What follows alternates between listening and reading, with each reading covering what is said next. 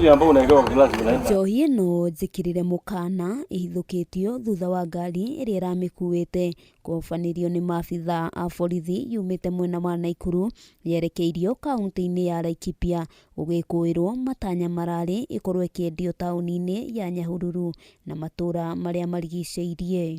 Wasikunye vitu kama hizi. Hii vitu ambayo sio license, hata ina lebo ya KRA. Naamini kwamba ni sumu na inaweza kuleta madhara katika afya ya wananchi.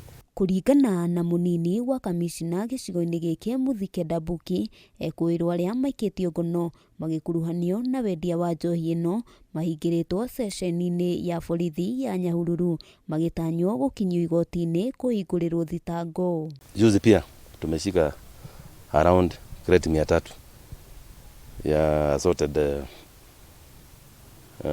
wines na spirits. Na hizo zote ni sumu.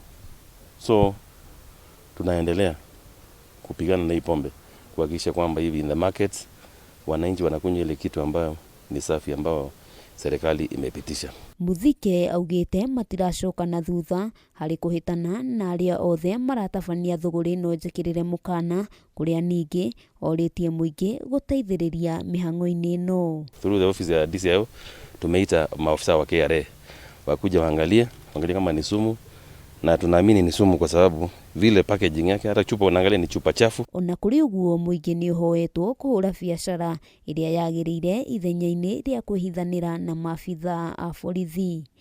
Handũ-inĩ ha Kameme TV, rĩtwa rĩakwa nĩ Wambui wa Njũgũna.